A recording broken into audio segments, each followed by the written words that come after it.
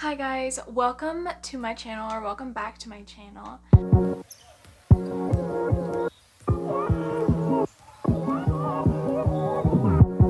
I actually had an entire video planned out for this week, and I just feel like it's not ready to be shared yet for some reason, so I'm just continuing to pray about that. Hopefully that will be next week's video, because it's definitely a topic that I feel like needs to be said, and I feel like God's definitely laid heavy on my heart. So hopefully that will be next week's video. But for now, I'm just going to talk about something else I'm extremely passionate about.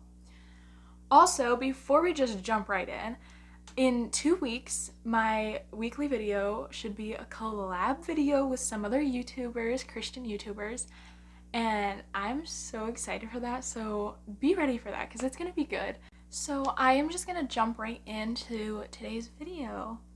So the topic is kind of a heavy topic, and I did share a little bit about this in my testimony video, but I wanted to make a specific video on depression because I feel like it's such a thing so many teens and adults go through, and especially in our generation. And it's so sad, and I don't want anyone who has depression to ever feel alone, because I know I did when I had depression. And I just wanted to share my experience, and everyone's experience with the depression is different. So I'm not saying if you have depression it's going to be the same way I had it, because it's definitely not. Everyone experiences it different because we're all different people, so we're going to experience it differently. But I did want to share some of the things that it taught me and some things I noticed about depression, and then just a little bit of how I healed from that and how I am where I am today. So the first thing I want to say is depression is not just sadness. And I feel like people who don't have it or never have had it just think, when they think depression, they think, oh, that person's really sad. They struggle with being sad a lot. And it is not just sadness. It is numbness. You feel unmotivated to do anything. You give up. Things that you used to love are no longer enjoyable to you. They don't even sound good. And you just sit and you feel nothing. But the only feeling that I personally could feel was sadness. So, like, a normal person gets sad every once in a while. We're human, we all go through it, we all get sad over situations.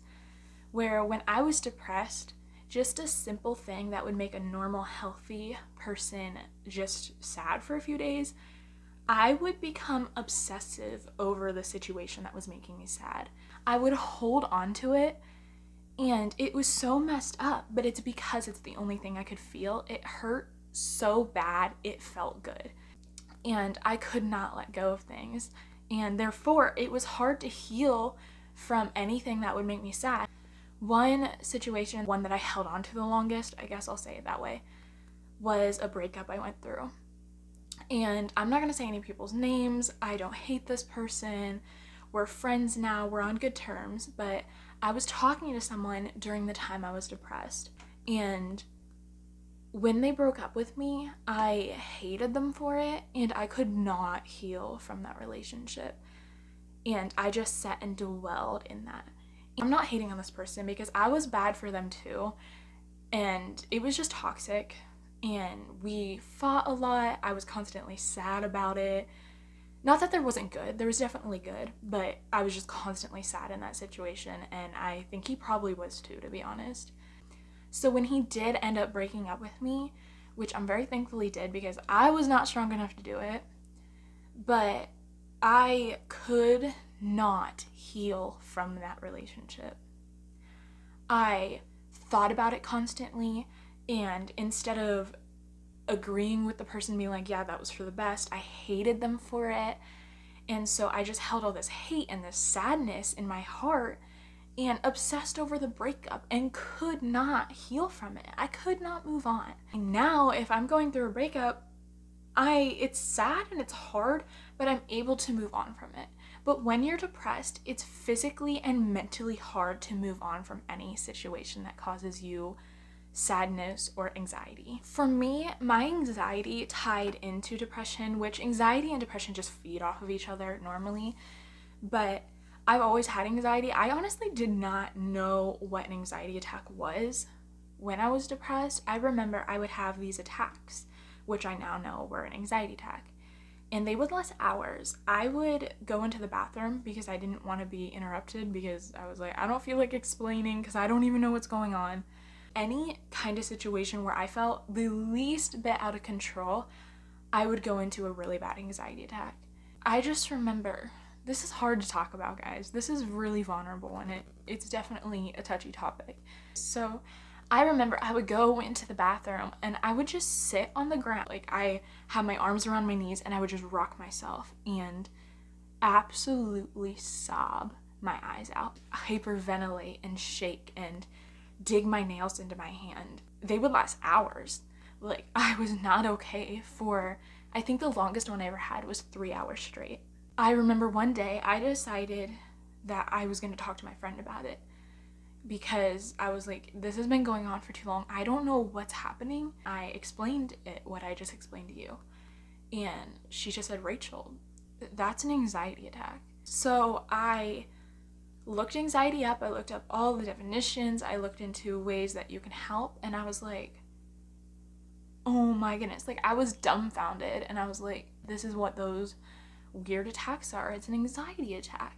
So thankfully, through learning that I had anxiety and accepting that I did, I was able to lessen the anxiety attacks. Through that, that year, I've told this before, but I was in PA Cyber, and the workload was like crazy. That being said, that is what was causing a ton of my anxiety, because I felt so out of control of the situation I was in with school. So because I learned it was anxiety, I knew that feeling once it would start rising in me, and I knew my limit, where if I don't stop now, I am going to have an anxiety attack. So I would stop doing school when that would start to rise. That ended up feeding my depression. So in not doing my schoolwork, because I was trying to stop an anxiety attack, my schoolwork would pile up, which would cause my anxiety to worsen, which caused my depression to worsen, and make me feel even more unmotivated to even do any schoolwork. I ended up transferring to my public school cyber, which was a lot better for me, but even then I just let the assignments pile up and I just wouldn't do school, because every time I tried to, I would feel anxious, and then I would give in to that anxiety, and I got so behind that I was just not able to catch up by the end of the year. And I'm not going to blame this completely on depression and anxiety, because I also just gave up. I ended up failing that year of school, technically. And that's hard to tell you guys, because some of my friends don't even know that. And it's just hard to admit that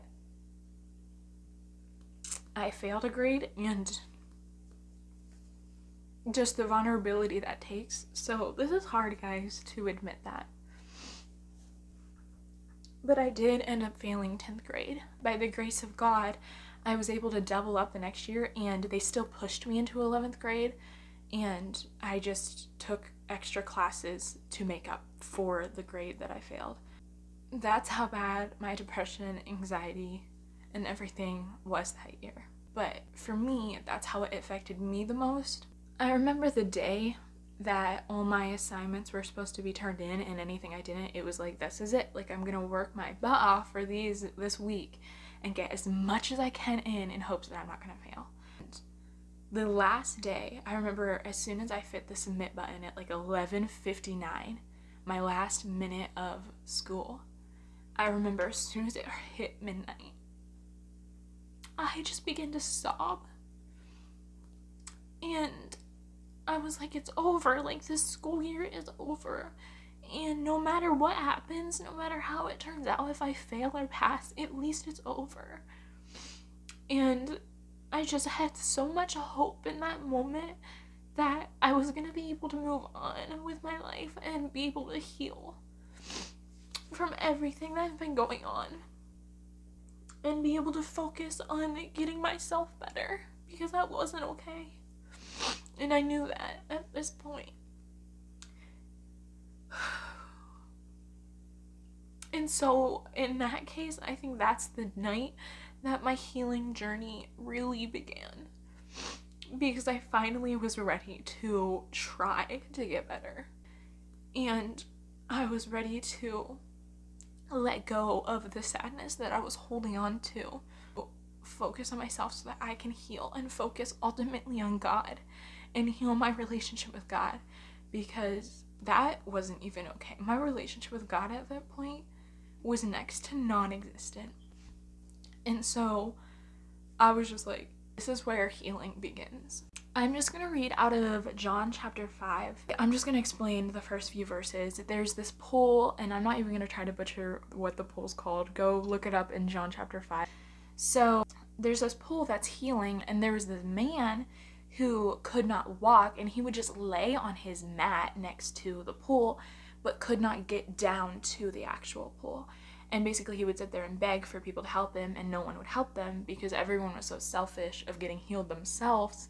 They weren't going to stop and heal this guy. So verse 6, when Jesus saw him lying there and learned that he had been there in a condition for a long time, he asked him, do you want to get well? So when you read that, you think, why is Jesus asking that? Because duh, like, he's at this pool, like, he obviously wants to get well. Who doesn't want to, like, walk? So Jesus asks this, and the guy goes, sir, the invalid replied, I have no one to help me get into the pool when the water is stirred. While I'm trying to get in, someone else goes down ahead of me. Verse 8, then Jesus said to him, get up, pick up your mat, and walk. At once the man was cured. He picked up his mat and walked. I just want to go back to the question that Jesus says, do you want to get well? And the reason I'm reading this is because I feel like, if I'm completely honest, the school year of the year I was depressed, if there was one snap of a finger that would have made me well, as crazy as it sounds, I'm not completely sure I wanted to get well. Like, ultimately I did, but in the back of my mind was just so messed up and so obsessive over being sad and just dwelling in the sadness and the numbness and the anxiety of it, that sadness ended up being a safe place in my mind. When I was sad, because it was the only thing I could feel, it felt good, like I said earlier in the video. I just think of that story of Jesus asking him, do you want to get well? And I felt so safe in that. It's what I had known for so long. I don't think I fully wanted to get well. And so fast forward again to the beginning of summer, after my school year officially ended. And honestly, that was the best summer of my life. And I still remember that summer so fondly. But it still was a process getting fully better and recovered. And what ultimately I think was the pushover to really starting to heal and get better was camp that year. And I shared this in my testimony video, so if you haven't seen that, go watch that. Basically, God really got a hold of my life that week and showed up in major ways, and I was able to really surrender my life over again to God and move on. So that being said, I think this is where I'm going to end the video, but I just want to encourage you, if you're going through depression or very severe anxiety, I want you to know that there's hope. I want you to ask yourself the question as well, do you want to get well? And automatically everyone's answer is, duh, I don't want to feel like this. But are you actively pursuing getting better?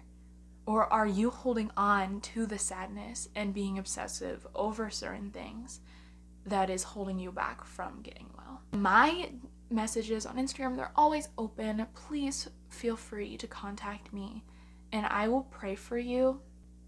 And I'm someone who gets it. I might not get your situation exactly, but I do at least get what depression is and what anxiety is. So please message me if you need help or need prayer or need encouragement. There's going to be some random clips within this video because I keep thinking of things I want to share.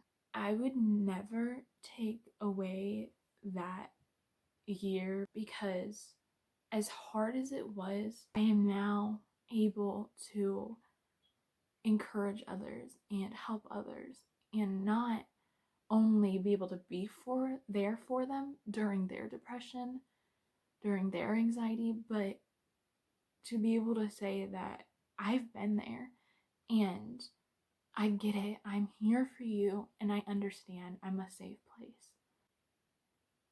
And I'm so thankful because without God, I would never have gotten through that and I would have never be at the place that I am now. So thank you for watching and please subscribe, and I will have my Instagram here as well.